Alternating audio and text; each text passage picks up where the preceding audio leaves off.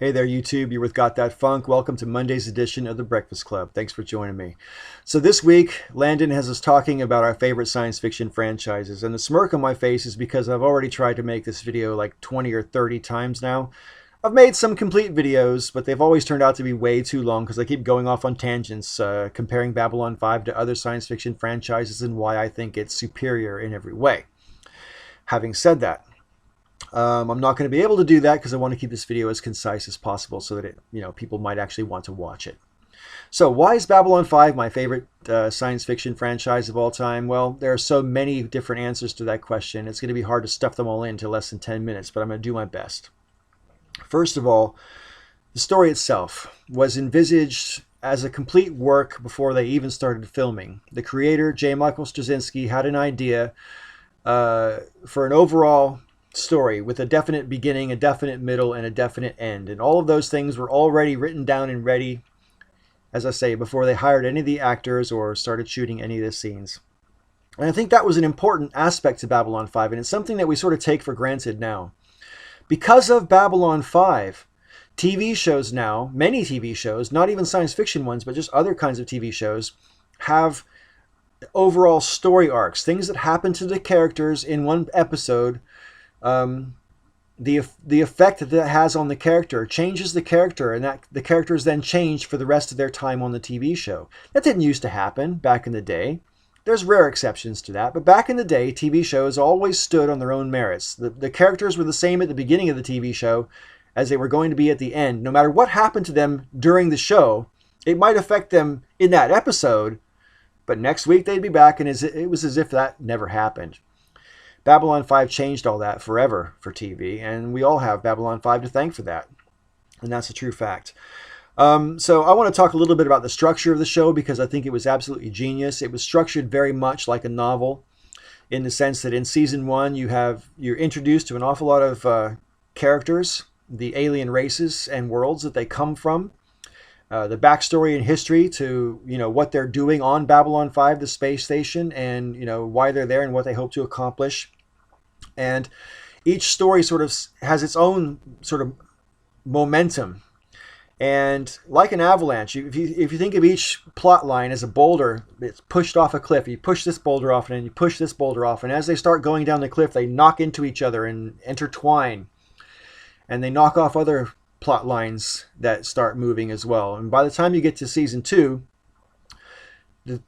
season 2 picks up the pace, picks up the tension, and thankfully the production values as well are much better. The acting is much better in season 2 as well. And it is basically the complicating things, which is just like a novel. You start off with a few introductions and a few plot lines, and things get complicated. Then the tension really mounts in season 3, and season 3 is the point in Babylon 5 where you pretty much have to watch every single episode consecutively or you will miss certain important plot lines, which isn't the case for the first 2 seasons. In fact, one of the things I liked about Babylon 5 is some things will come up, say in season 1, and you can tell it's important, but doesn't come up again for 2 years. And then it comes up and it's absolutely monstrously epic in its importance. So Babylon 5 depended on a loyal fan base to keep watching it, to really understand the true grandeur of the story as it was being told, the way it was being told. Now, I didn't start watching Babylon 5 on television until I think the 5th episode of season 2. And I got into it right away, and then I went back and rented all the VHS tapes of season 1 so I could catch up to where I was in season 2. And what I learned right away with Babylon 5 is another thing which is unusual for TV shows. I mean, I'm just going to talk a little bit about Star Trek, the original series here. It's a cliche that whenever Kirk and Scotty and McCoy or Spock or whoever beam down to a planet, if there was an extra actor there in a red shirt who got beamed down to the planet, you could almost bet money that that guy was going to die somehow on the planet. "He's dead, Jim," Bones would end up saying. So every time you see a guy in a red uniform get beamed down to a planet who isn't one of the principal characters, that guy was doomed and you knew it. Now with Babylon 5, they broke so many established rules with television. One of the rules being that just because someone is a main character doesn't necessarily mean that they're safe. If one of the main characters gets themselves into a pickle on Babylon 5, gets themselves into some sort of compromising situation, they might die. You find this out right away in season 1, and it carries on throughout the whole show. Just because someone is a principal character does not mean that they're safe. So, when you're watching Babylon 5, you can't, you don't, how we all tend to sort of try to predict where a show is going before it gets there and everything like that. If character A, say Marcus, for example, gets himself in some trouble, you don't know if Marcus is going to be all right as you're watching the show, because they might actually kill Marcus. And in fact, they did kill Marcus in the show. So, like I say, I love that. It was refreshing that you didn't necessarily know, just because someone was a principal character, whether or not they were going to be safe on the show.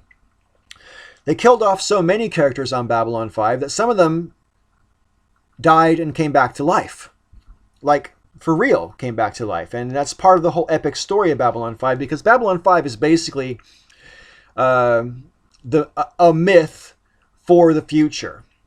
The grandeur of Babylon 5 is not just in the way it was written and the way it was delivered, but also the entire story. If you watch the entire series of Babylon 5, and I'm not even including the made-for-TV movies or any of the extraneous novels or anything about Babylon 5, just the TV show, The 5 Years of Babylon 5, covers over 1 million years in history. So there's very few TV shows that have that kind of ambitious scope. And I think Babylon 5 pulls it off gracefully. Now, there's plenty of things you can complain about Babylon 5, especially about Season 1, because the budget was so low and the production values suffer for it. And in particular, the special effects for outer space scenes, especially in Season 1. It's true for all 5 seasons, but especially in Season 1. The special effects are not even state-of-the-art for 1994 when the show was new. So, I can honestly say I've seen computer games with better special effects than Babylon 5 had in Season 1. Be that as it may, I could easily overlook the deficiencies in special effects and production values in favor of the incredible story. The story is complicated, but not so complicated that you can't follow it or understand it.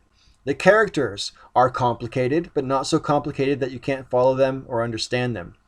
The protagonists, who are supposedly the heroes in the show, are not without their dark side. The supposed villains in the show are not without their compassion, their sensitivity, and it is easy to empathize with them even though they're villains. I think the primary and secondary actors on the show were always great. Sometimes the tertiary actors left a bit to be desired, but, again, you can forgive that in favor of the overall story.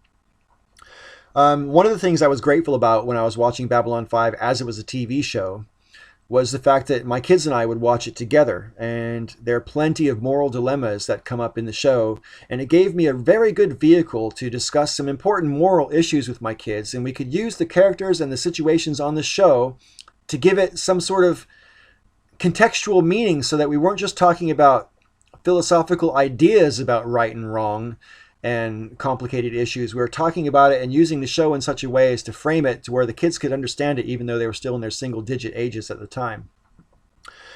I love the fact as well that all the women on Babylon 5 were particularly strong characters, and I say that because I've got a daughter, and we watched the show virtually every week religiously when it was broadcast.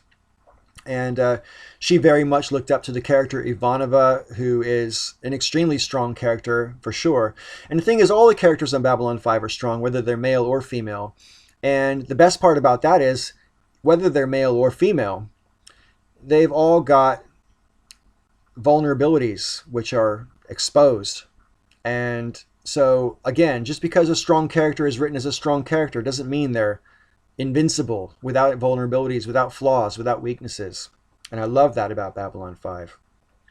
Overall, my favorite thing about Babylon 5 was its epic scope, not just in terms of the million-year history that it tries to cover, but also the fundamental questions about what is good, what is evil, what is free will, and ultimately, the creator of the show, J. Michael Straczynski, said this: Babylon 5 is all about choices, consequences, and responsibility. And that, I think, was the most important thing my kids took away from it as we were growing up. We talked about the fact that Sometimes you don't like your choices, but you do still have them. And whatever you choose, you're responsible for the consequences of your choice. That to me is the overall message of Babylon 5. That to me is why Babylon 5 is the best TV show I've ever seen. Babylon 5 had a moral to it. Not just each individual episode, but the entire series had a moral, had a point. It was trying to make a point. And I think it did so very well indeed. Again, like I say, it's not without its flaws, but most of those can be overlooked in favor of its virtues. This video has gone on way too long.